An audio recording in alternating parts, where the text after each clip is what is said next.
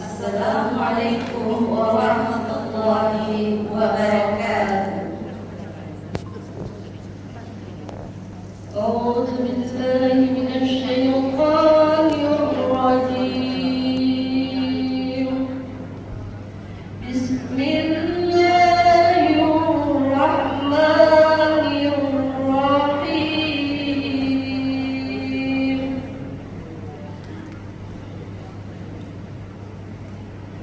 Sa'asrifu 'an ayati allazina yatakabbaruna fil ardi bighairil haqq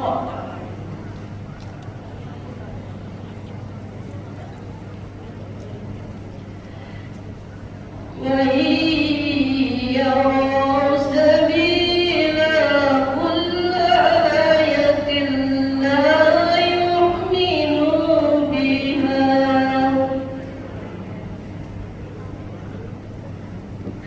wa yaraw sabila rusli la yattakhidhuhu sabila وإن يروا كل آية لا يؤمنوا بها وإن يروا سبيل كل آية لا يؤمنوا بها وإن يروا سبيل الرسل لا يتخذوه سبيلا وإن يروا سبيل غير يتخذوه سبيلا ذلك بأنهم كذبوا بآياتنا وكانوا عنها غافلين صدق الله العظيم. Alhamdulillah, surah yang baru kita dengar tadi adalah petikan daripada surah Al-A'raf ayat 146 berhubungan dengan sifat sombong yang bermaksud aku akan mengesongkan hati orang-orang yang menyombongkan diri di muka bumi tanpa alasan yang benar daripada memahami ayat-ayat keterangan. Dan mereka itu jika melihat tiap-tiap ayat keterangan, mereka tidak akan beriman kepadanya. Dan mereka jika melihat jalan yang membawa kepada petunjuk, tidak akan menempuhnya. Dan sebaliknya, mereka jika melihat jalan yang membawa kepada kesesatan, terus menempuhnya. Yang demikian itu adalah sebabkan mereka mendustakan ayat-ayat keterangan kami yang mereka sentiasa lalai daripadanya. Di antara penyakit hati yang berbahaya dan sifat yang membinasakan lagi ialah sifat sombong. Sifat sombong adalah sifat takabur dan membesarkan diri. Mereka yang sombong itu sangat dibenci oleh Allah dan akan ditutup pintu hatinya dari menerima kebenaran. Na'udzubillahi min dzalik. Dan mereka inilah yang mudah terpesong dari menerima keterangan-keterangan Allah Subhanahu wa Ta'ala. Sebagaimana yang telah dijelaskan dalam ayat tadi, yaitu tidak akan menerima apa yang disampaikan oleh Allah, tetapi lebih memilih untuk melakukan perkara yang dilarang dan ditegah oleh Allah. Jalan yang hanya membawa mereka kepada kesesatan dan kemusnahan. Tidak dinafikan, sifat ini mudah meresap dan menguasai dalam jiwa manusia yang lemah. Sifat yang mendorong mereka untuk merasa megah terhadap diri sendiri lalu menghina dan memperkecilkan orang lain. Sifat ini terbenam dalam hati, namun akan diketahui dan nampak melalui tingkah laku manusia. Antaranya merasa bangga melihat dirinya maju lebih dari orang lain, suka menonjolkan diri terhadap orang lain, dan tidak mampu menerima teguran dan nasihat orang lain, serta menganggap dirinya betul dan tidak pernah salah. Sombong adalah sifat syaitan yang tidak layak kita umat Islam memilikinya. Sombong dalam ketaatan kepada Allah adalah yang paling hina. Sama seperti kesombongan iblis yang memandang rendah kepada Nabi Adam alaihissalam dan enggan menurut perintah Allah Subhanahu wa ta'ala untuk tunduk bersujud kepada Nabi Adam. Orang Islam yang enggan mentaati perintah Allah, malahan melakukan perkara dosa dan maksiat, adalah memaparkan kesombongan dirinya kepada Allah. Oleh itu, kita hendaklah menghindari dari sifat sombong dengan menanamkan sifat ikhlas dan tawadu. Semoga dengan demikian kehidupan kita sentiasa berada di landasan yang benar dan diridai Allah Subhanahu wa ta'ala. Wabillahi taufiq wal hidayah. Wassalamualaikum warahmatullahi wabarakatuh. Assalamualaikum warahmatullahi wabarakatuh. A'udzu billahi minasy syaithanir rajim. Bismillahirrahmanirrahim. ولا يحسبن الذين يبخلون بما آتاهم الله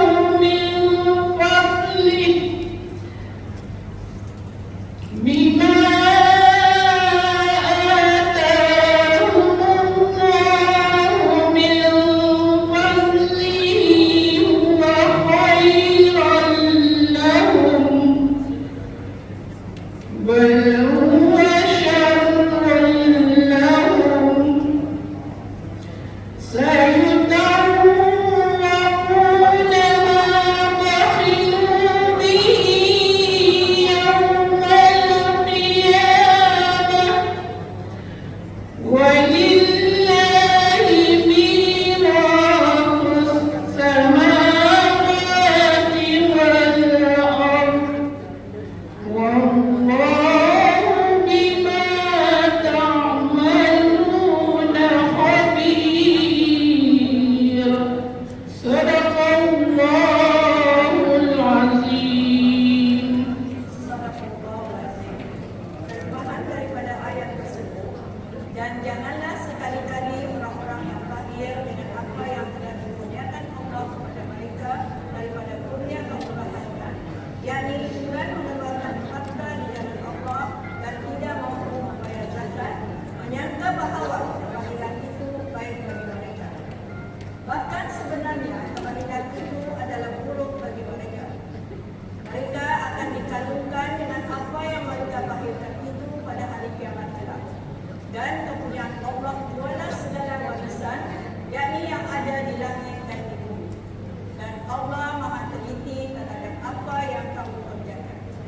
Para hadirin yang dirahmati Allah, di antara intisari dan pengejaran yang dapat diambil dari ayat yang tadi, sesungguhnya Allah Subhanahu wa ta'ala sangat mencela sifat bakhil.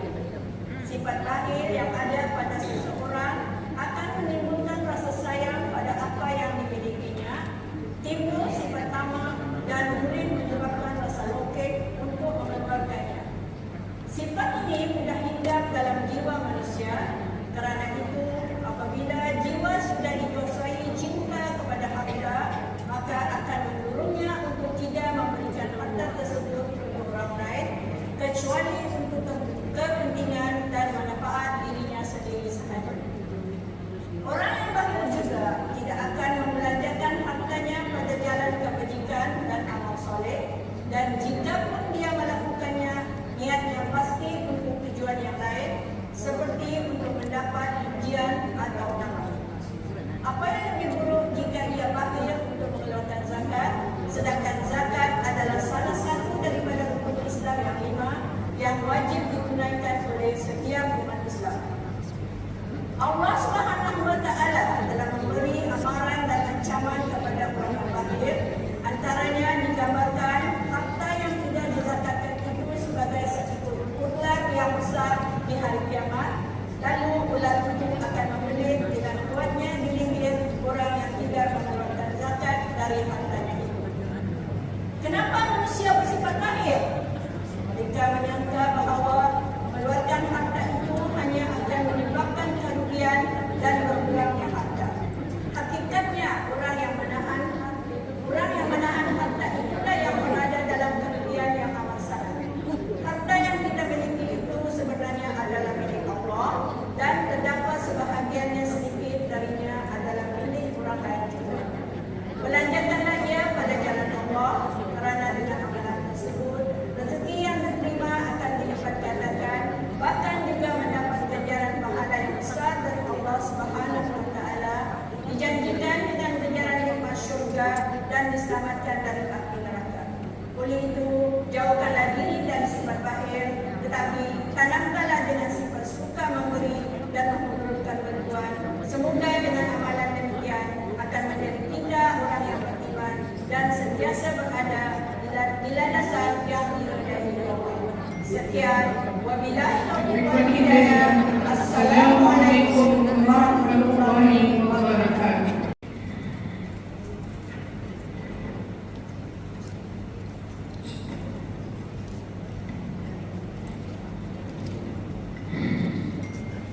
Bismillahirrahmanirrahim.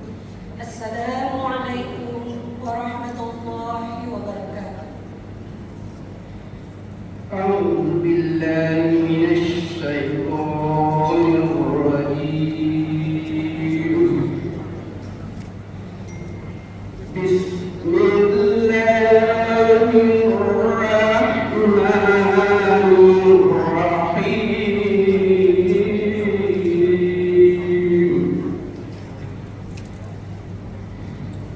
أما الذين آمنوا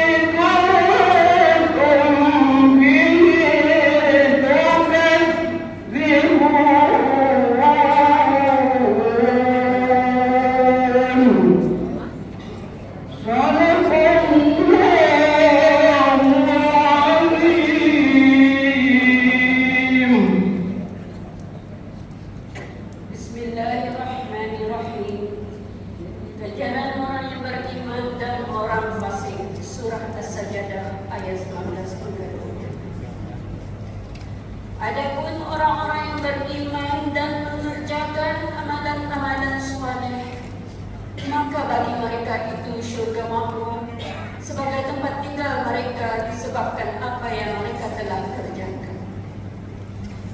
Dan adapun orang-orang yang fasik, maka tempat kembali mereka ialah neraka. Setiap kali mereka hendak keluar dari neraka itu, mereka dikembalikan semula ke dalamnya dan dikatakan kepada mereka, rasailah azab neraka yang kamu telah dustakan di dunia dahulu. Para hadirin yang dirahmati Allah, pada ayat ini dijelaskan bahawa terdapat perbezaan antara golongan orang yang beriman dan yang fasik. Orang-orang yang beriman ialah mereka yang beriman kepada Allah dan Rasul-Nya, mengerjakan amalan saleh, melaksanakan semua perintah Allah dan menjauhi larangannya. Jaminan ganjaran kepada orang-orang yang beriman itu ialah syurga.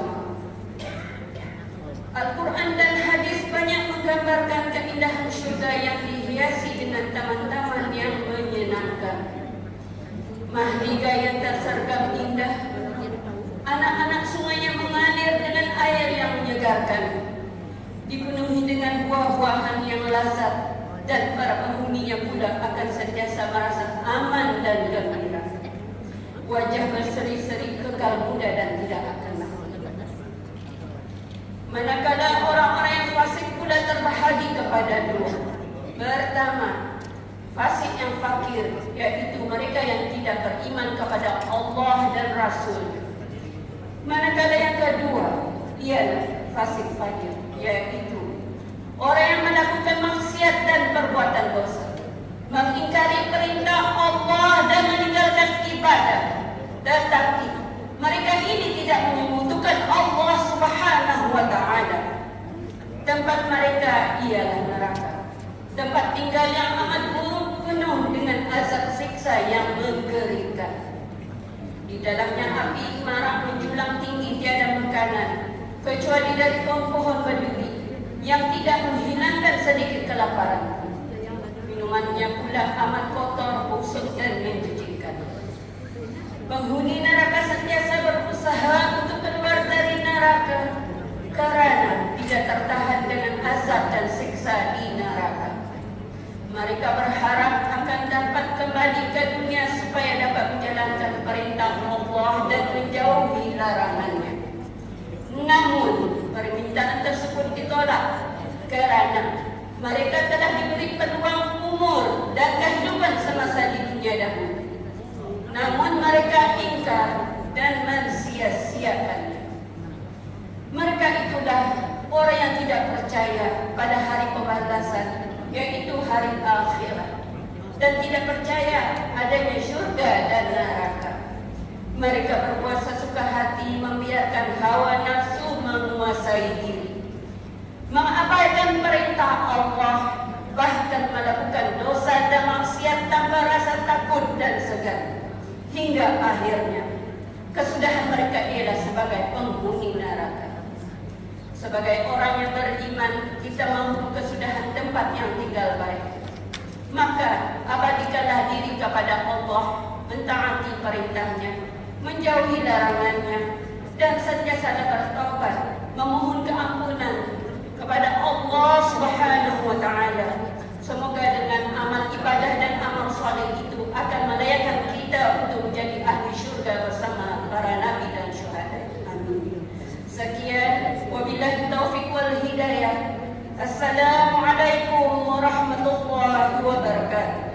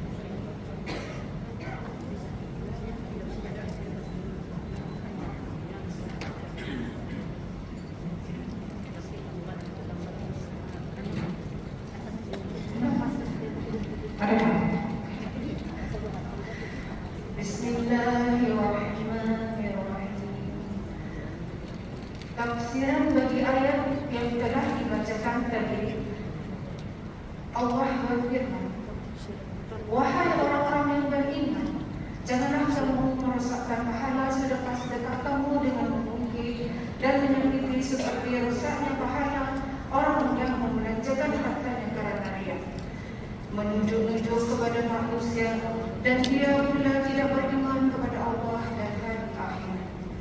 Maka perumpamaan orang itu adalah seperti batu licin yang ada tanah di atasnya. Kemudian batu itu ditimpa hujan yang lebat sehingga menjadikannya bersih, licin, yakni tidak bertanah lagi. Demikianlah juga halnya orang-orang kafir dan riya itu. Mereka tidak akan mendapat suatu pahala pun daripada apa yang mereka usahakan. Dan Allah tidak memberi petunjuk kepada kaum yang kafir. Para hadirin yang dirahmati Allah, dari tafsiran Al-Quran tadi dapat kita pahami bahawa ianya memfokuskan terhadap salah satu perbuatan sunnah, yaitu keikhlasan dalam bersedekah. Antara amalan sunat yang amat digalakkan dalam Islam ialah bersedekah. Sedekah adalah membuka pintu rezeki, amalan yang besar, ganjaran pahalanya, menghapus dosa, memanjangkan usia, menyelamatkan diri dari api neraka, dan lain-lain. Semua itu akan dapat dikecapi jika sedekah disertai dengan niat yang ikhlas karena Allah Subhanahu wa Ta'ala. Sedekah yang disertai dengan keikhlasan akan dapat menjauhkan diri dari perbuatan mengungkit-ungkit, pemberian dan menyakiti hati si penerima sedekah. Perbuatan tersebut boleh merusakkan, menghapuskan ganjaran pahala. Para hadirin yang dirahmati Allah, apakah tujuan sedekah itu? Tidak lain untuk mendapat keredaan Allah. Orang yang tidak ikhlas bersedekah samalah seperti perbuatan orang yang membelanjakan hartanya kerana riya, yaitu menunjukkan perbuatannya agar dilihat oleh manusia bagi pujian dan sanjungan, bagi mendapat nama dan keiktirafan semata-mata, agar dirinya disebut sebagai orang yang baik dan banyak bersedekah. Riya pula adalah perbuatan yang dikeji dalam Islam, dan perbuatan tersebut tidak lain hanya menyebabkan perbuatannya sia-sia, tidak mendapat apapun ganjaran dari Allah Subhanahu wa Ta'ala. Bahkan Al-Quran juga mengumpamakan perbuatan tersebut seperti batu licin yang ada tanah di atasnya. Kemudian batu itu ditimpa hujan lebat sehingga menjadikannya bersih, licin, dan tanah menghilang. Tanah yang digambarkan di sini adalah pahala sedekah, manakala hujan pula ialah riya yang menghilangkan pahala tersebut. Maka ini menggambarkan bahawa usaha bersedekah tersebut adalah sia-sia sahaja, disebabkan oleh perbuatan mengungkit, menyakiti, dan riya. Dalam hadis riwayat Imam Muslim juga ada menguatkan akan bahayanya riya dalam bersedekah, kerana sesungguhnya antara manusia yang terawal diadili di akhirat dan dimasukkan dalam neraka adalah orang yang bersedekah semata-mata ingin dipandang dermawan. Oleh itu, marilah menanamkan keikhlasan dalam bersedekah. Semoga segala amalan akan mendapat ganjaran dari Allah Subhanahu wa Ta'ala. Amin, amin, ya Rabbal Alamin. Sekian, wabillahi taufiq wal hidayah. Wassalamualaikum warahmatullahi wabarakatuh.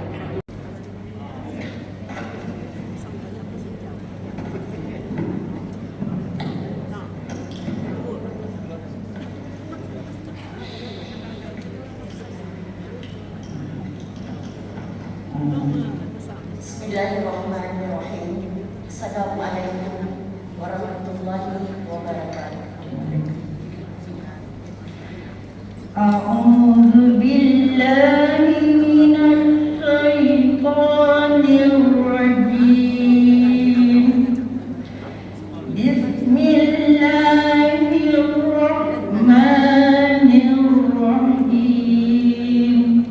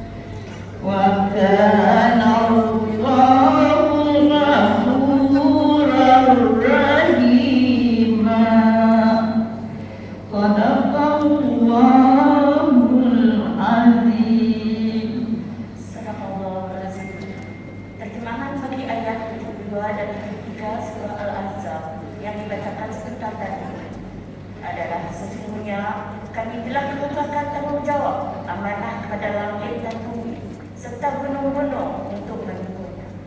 Namun mereka enggan memikulnya dan bimbang tidak dapat menyempurnakannya, dan pada ketika itu manusia sanggup memikulnya. Sesungguhnya manusia adalah sangat zalim dan jahil. Dengan kesanggupan manusia memikul amanah itu, maka akibatnya Allah akan menyiksa orang-orang munafik, laki-laki dan perempuan, dan orang-orang musyrik, laki-laki dan perempuan. Dan Allah akan menerima taubat orang-orang yang beriman, laki-laki dan perempuan. Dan Allah adalah Maha Pengampun lagi Maha Pengasih. Para hadirin yang dirahmati Allah, berdasarkan dari ayat tersebut, kita telah diberi gambaran betapa ketika makhluk-makhluk lain menolak dan tidak menyanggupi amanah dari Allah karena takut tidak dapat menyempurnakannya. Namun manusia telah tampil menyanggupi untuk memikul amanah tersebut. Tetapi walau seberat manapun amanah tersebut, kita umat Islam diperintahkan untuk melaksanakannya dengan bersungguh-sungguh tanpa melalaikannya atau mencuaikannya. Dalam Al-Quran banyak menyebut ayat-ayat perkataan berkaitan dengan amanah. Ini menunjukkan betapa amanah itu sangat penting dalam Islam. Antara amanah yang dipikul oleh manusia itu ialah melaksanakan perintah Allah Subhanahu wa Ta'ala, seperti ibadah sembahyang, zakat dan puasa. Ini termasuklah juga melaksanakan amal perbuatan soleh seperti bersikap adil, jujur dan sebagainya. Setiap orang juga ada amanah kepada manusia, seperti suami kepada keluarga, anak kepada ibu bapa, rakyat kepada raja dan sebagainya. Semua amanah tersebut hendaklah dilaksanakan dengan bersungguh-sungguh, tidak meringankannya apatah lagi mengabaikannya. Dalam ayat ini juga Allah ada menyebut mengenai manusia yang zalim dan jahil. Inilah celaan kepada manusia yang menyanggupi memikul amanah Allah, namun mereka mensia-siakan amanah tersebut. Mereka ini bukan sahaja akan dilaknat oleh Allah, bahkan juga mendapat dosa yang sangat besar dan siksaan di neraka kelak. Oleh itu, kita genggamlah amanah itu dengan kuat, sentiasa bertobat kepada Allah, kerana sesungguhnya Allah itu Maha Pengampun dan Maha Pengasih. Sekian, terima kasih. Wabillahi taufiq wal hidayah. Wassalamualaikum warahmatullahi wabarakatuh. Assalamualaikum warahmatullahi wabarakatuh. A'udzu billahi minasy syaithanir rajim. Bismillahirrahmanirrahim. Wa la taziru waziratun wizra ukhra. Wa in tad'u muthqalatun ila himliha la yuhmal minhu syai'un walau kana dha qurba. Innama tunziru alladhina yakhshawna rabbahum bil ghaib.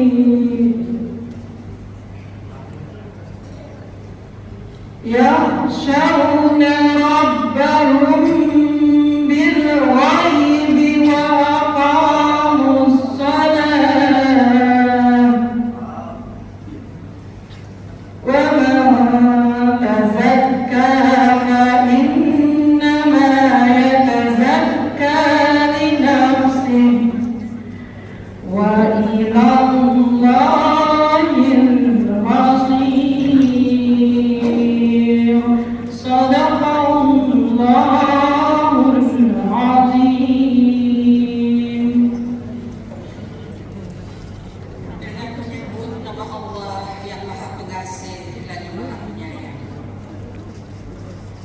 dan seseorang yang berdosa tidak akan memikul dosa orang lain.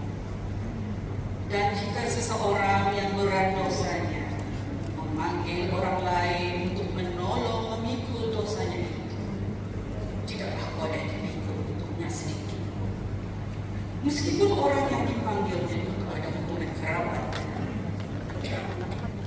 Sesungguhnya engkau, wahai Nabi Muhammad, hanyalah memberi peringatan kepada orang-orang yang takut kepada Tuhan mereka, sekalipun mereka tidak melihat, serta mereka mendirikan sembahyang. Dan sesiapa yang mensucikan dirinya daripada kufur dan maksiat, maka sesungguhnya dia mensucikan diri untuk kebaikan dirinya sendiri, dan kepada Allah jualah tempat kembali. Surah Fatir ayat 18. Surah Fatir mengandungi 45 ayat. Fatir berarti pencipta. Fa alif ta ra. Fatir adalah surah yang ke 35 di juz 22. Surah Fatir diwahyukan di Mekah atau di Madinah? Di Mekah, sebelum baginda Rasulullah SAW berhijrah ke Madinah. Pada hari kiamat kelak, setiap orang akan memikul dosa masing-masing. Mereka tidak akan memikul dosa orang lain. Dan jika seseorang merasa betapa dosanya sangat besar, lalu memanggil orang lain untuk membantu memikul beban dosanya itu, maka tidak akan dipikulkan sedikit pun kepada orang lain, meskipun yang dipanggilnya itu adalah kaum kerabatnya. Ayah, bapak, bu, suamiku, anakku, lai tolong aku, lai, kakak, help mami, abang, tolong mami. Pada hari itu semua orang sibuk dengan urusan masing-masing. Bukan sibuk dengan TikTok, IG, WhatsApp, FB, YouTube, tapi sibuk memikirkan, merenungkan apakah hukuman dan balasan yang akan menimpa diri mereka. Rasulullah SAW telah memberi peringatan akan balasan-balasan yang akan menimpa dua golongan. Satu, orang yang enggan menerima dakwah baginda. Yang kedua, yang enggan mentaati perintah Allah Subhanahu wa taala. Allah menjelaskan bahawa orang yang menerima nasihat dan peringatannya hanyalah orang yang takut kepada Allah dan azabnya yang pedih di hari kiamat, walaupun mereka tidak melihat. Ciri-cirinya ada 3. Satu, mereka mentaati perintah Allah Ta'ala. Yang kedua, mengerjakan sembahyang walaupun hidup 1000 tahun. Kalau tak sembahyang apa gunanya? Yang ketiga, menghindari dari perbuatan dosa dan maksiat demi mendekatkan diri kepada Allah Subhanahu wa taala. Sesungguhnya Allah juru tempat kembali, dan setiap orang akan dibalas setimpal dengan amal perbuatannya semasa di dunia. Jika ia hamba yang beriman, syurga tempatnya. Jika ia hamba yang kufur, neraka lah menunggunya. Nauzubillah min dzalik. Jadi apa yang perlu kita lakukan? Berusahalah untuk menjadi orang yang beriman dan bertakwa, karena balasan syurga dan neraka itu adalah benar Dari jauh perasa-rasa mengiyak sate sambil berdiri. Inada tektok IG dan WhatsApp sibuk memikul dosa sendiri. Astaghfirullah Rabbal baraya. Astaghfirullah minal khotoya. Wabillahi taufiq wal hidayah. Wassalamualaikum warahmatullahi wabarakatuh. Assalamualaikum warahmatullahi wabarakatuh.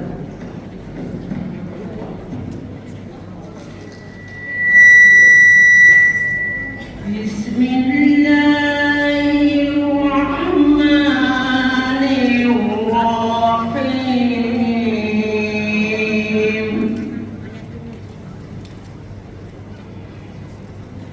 إذ قالوا ليوسف وأخوه أحب إلى أبيه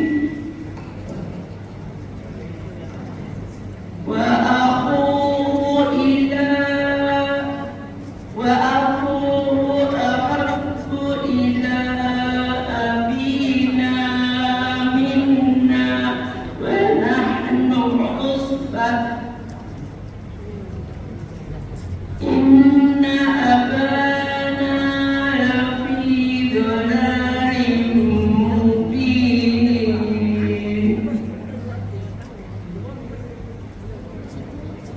اقتلوا يوسف أو اطرحوه أرضا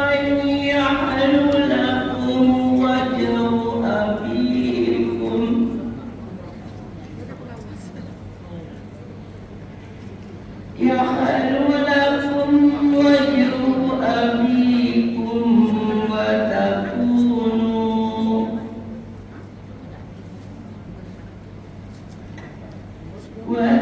وتكونوا من بعده قوما صالحين.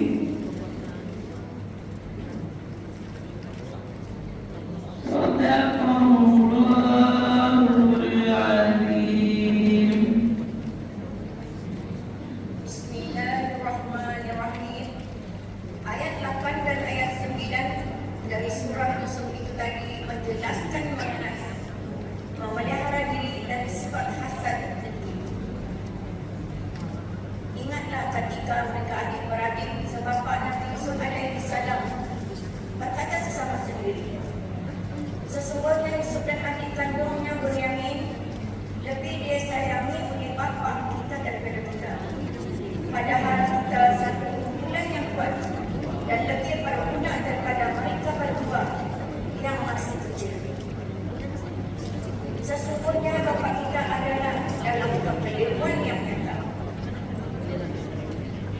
Sebahagian mereka berkata, bunuhlah Yusuf dan buanglah dia ke suatu tempat yang lebih jauh, supaya bahagia dan kasih sayang bapa kamu terkumpul kepada kamu semata-mata, dan supaya kamu sesudah itu menjadi orang-orang yang soleh dengan cara bertaubat.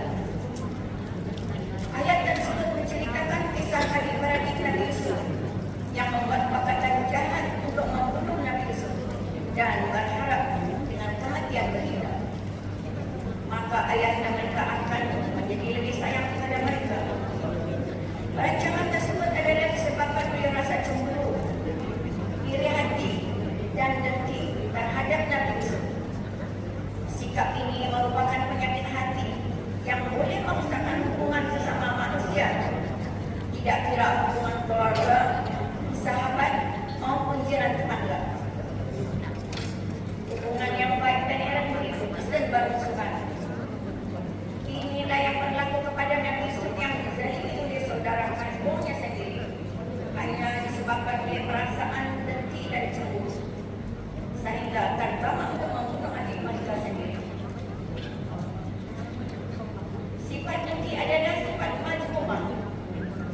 sikap yang lumrah dimiliki oleh setiap manusia. Negeri ialah bila mana seorang itu mempunyai rasa sakit hati ketika melihat orang lebih mendapat sesuatu yang lebih baik atau lebih banyak daripada dirinya. Apatah lagi jika nikmat tersebut diterima oleh orang yang tidak disukainya, maka negeri yang tidak terkawal boleh menyebabkan timbulnya perasaan marah dan benci sehingga tidak mustahil untuk melakukan perbuatan yang terlarang. Oleh itu, kita hendaklah menjauhi dari sifat dengki dengan selalu beristighfar kepada Allah Subhanahu wa Ta'ala dan sentiasa bertobat kepadanya. Kita juga hendaklah sentiasa mendidik diri dengan sifat sabar, reda, ikhlas dan percaya bahawa setiap ketentuan itu adalah daripada Allah Subhanahu wa Ta'ala juga. Sentiasalah berdoa kepada Allah Subhanahu wa Ta'ala agar memelihara kita semua dari sifat dengki. Wabillahi taufiq wal hidayah. Wassalamualaikum warahmatullahi wabarakatuh. Assalamualaikum warahmatullahi wabarakatuh.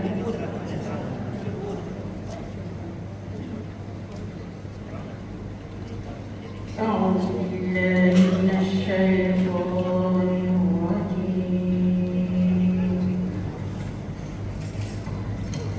Bismillahirrahmanirrahim.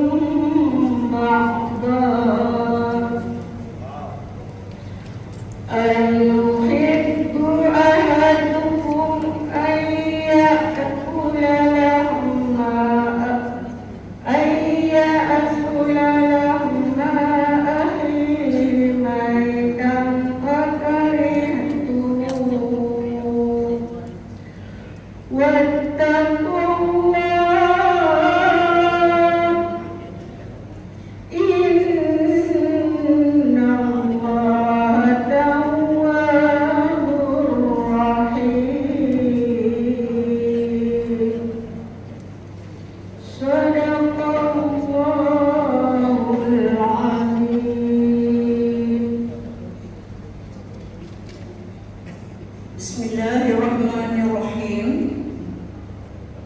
Alhamdulillahirabbil alamin wassalatu wassalamu ala asrofil anbiya'i wal mursalin sayyidina Muhammadin wa ala alihi washabihi wasallam.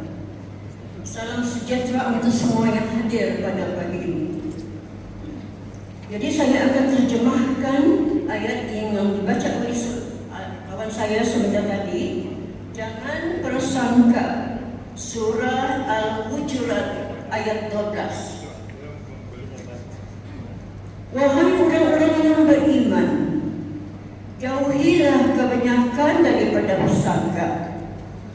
Sesungguhnya sebahagian bersangka itu dosa. Dan janganlah kamu mengintip, yakni mencari-cari kesalahan orang. Dan janganlah sebagian kamu mengumpat sebahagian yang lain. Adakah seorang daripada kamu suka memakan daging yang saudaranya yang sudah mati? Maka sudah tentu kamu merasa jijik kepadanya. Dan bertakwalah kepada Allah. Sesungguhnya Allah Maha penerima taubat lagi Maha pengasih. Dalam ayat ini ada menyebut sifat madmumah, yaitu sifat yang keji dan tercela dalam Islam, yaitu sifat berburuk sangka, mencari-cari kesalahan orang lain dan mengumpat.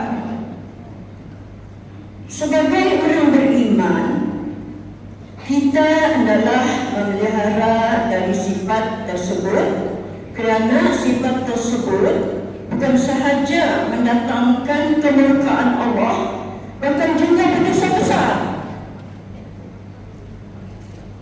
Berburuk sangka adalah apabila dalam hati memiliki rasa iri hati dan dengki sehingga mendorong mereka untuk mencari-cari kesalahan, kelemahan ataupun keaiban orang lain. Lebih-lebih lagi kepada orang yang kurang disenangi atau tidak disukainya. Sifat ini boleh mencetuskan kebencian, permusuhan, bahkan juga perpecahan dalam berkeluarga dan bermasyarakat. Mengumpat pula ialah suka bercerita keburukan orang lain. Walaupun berita itu benar dan betul, jika bercerita perkara yang tidak betul atau palsu, ia dikategorikan sebagai fitnah. Walaupun cerita yang disampaikan itu benar, namun menyebarkan suatu perkara yang tidak baik atau mengaitkan mengenai diri seseorang adalah tidak wajar dilakukan. Jika sebelum ini hanya yang tahu, namun dengan mengumpat, berita keaiban itu boleh tersebar dan lebih ramai yang tahu. Daripada yang asas, ia akan dipupuk tambah untuk membuatkan cerita lebih sedap didengar. Jadi perbuatan ini sangat dibenci oleh Allah Subhanahu wa Ta'ala, sehingga dalam ayat ini telah menggambarkan bahawa perbuatan orang yang mengumpat itu samalah seperti memakan daging saudaranya yang sudah mati. Dagingnya adalah menjijikkan. Sebagai seorang Islam, kita adalah melihara diri dari sifat-sifat madmumah tersebut dengan sentiasa beristighfar dan bertaubat kepada Allah Subhanahu wa Ta'ala, kerana sesungguhnya Allah Subhanahu wa Ta'ala Maha Pengasih dan menerima taubat. Sekian, wabillahi taufiq wal hidayah. Wassalamualaikum warahmatullahi taala wabarakatuh. Assalamualaikum warahmatullahi wabarakatuh.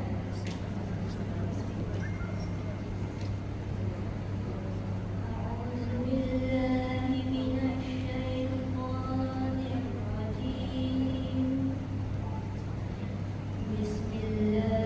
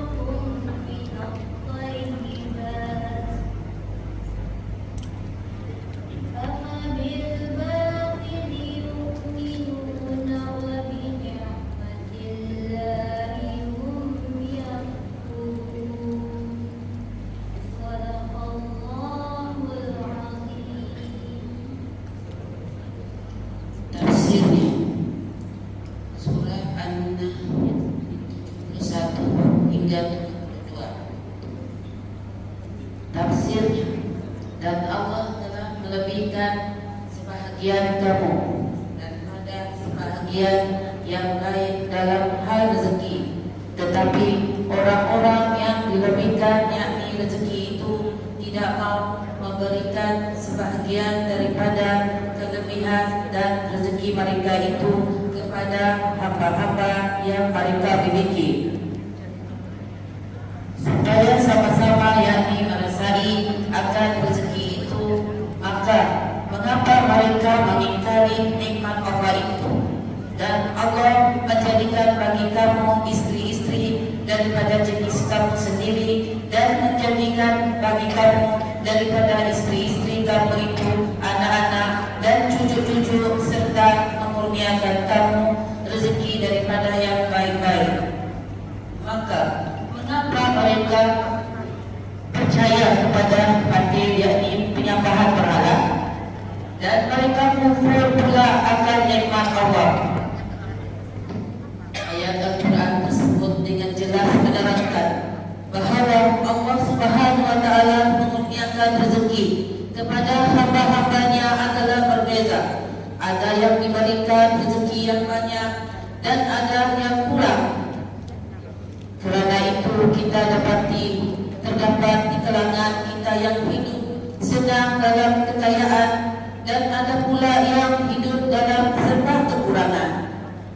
Jenis rezeki itu pula adalah daripada berbagai jenis.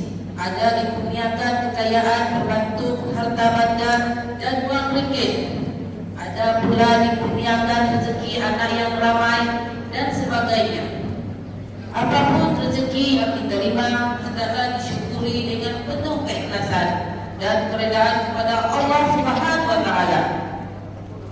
Sebenarnya nikmat rezeki itu juga adalah ujian daripada Allah sebagai contoh harta. Harta yang banyak adalah suatu kelebihan kepada seseorang, di mana mereka boleh menggunakannya untuk membantu orang lain, terutamanya fakir miskin. Boleh membelanjakan kepada jalan Allah seperti membangun masjid dan sebagainya. Boleh memperbanyakkan amalan bersedekah dan banyak lagi. Namun bagi orang yang menjadikan harta sebagai kesayangannya, maka timbullah sifat fakir sehingga tidak mau membelanjakan hartanya untuk orang lain. Selain itu, istri dan curian juga merupakan antara nikmat rezeki dari Allah Subhanahu wa Ta'ala. Nikmat yang diiringi dengan tanggung jawab yang wajib dilaksanakan oleh pemegang amanah, yaitu suami. Suami yang bertanggung jawab untuk membimbing istri dan anak-anak dengan didikan agama dan berkewajiban untuk menyempurnakan nafkah dengan sebaik-baiknya. Jika tanggung jawab tersebut dapat disempurnakan, maka dapatlah membentuk sebuah keluarga sakinah dan mahabbah, serta sentiasa berada di landasan yang diridhai oleh Allah Subhanahu wa Ta'ala. Maka sebagai umat Islam, kita hendaklah bersyukur kepada nikmat rezeki Allah Subhanahu wa Ta'ala. Antaranya dengan mengerjakan ketaatan kepada Allah, tidak mempunyai perasaan takabur dan riya, serta terkumpul akan nikmat Allah, yaitu memelakukan pada yang hak dan melaksanakan amanah rezeki itu dengan sebaik-baiknya mengikut perintah Allah Subhanahu wa Ta'ala dan Rasulnya. Sekian, wabillahi taufiq wal hidayah. Wassalamualaikum warahmatullahi wabarakatuh.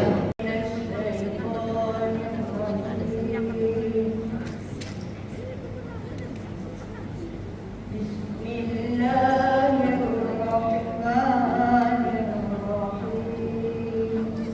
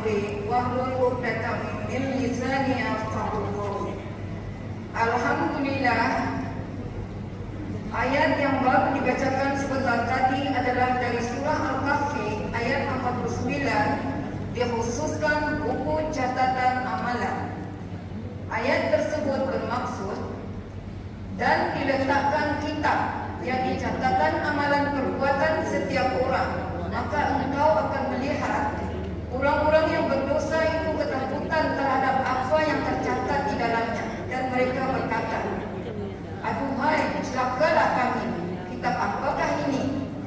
Ia tidak meninggalkan yang kecil dan tidak juga yang besar, melainkan semua dihitungnya.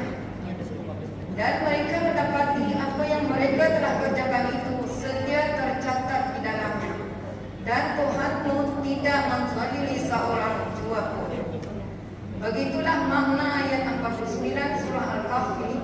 Sekarang kita fahamkan apa yang ditekankan dengan buku catatan amalan dalam ayat ini.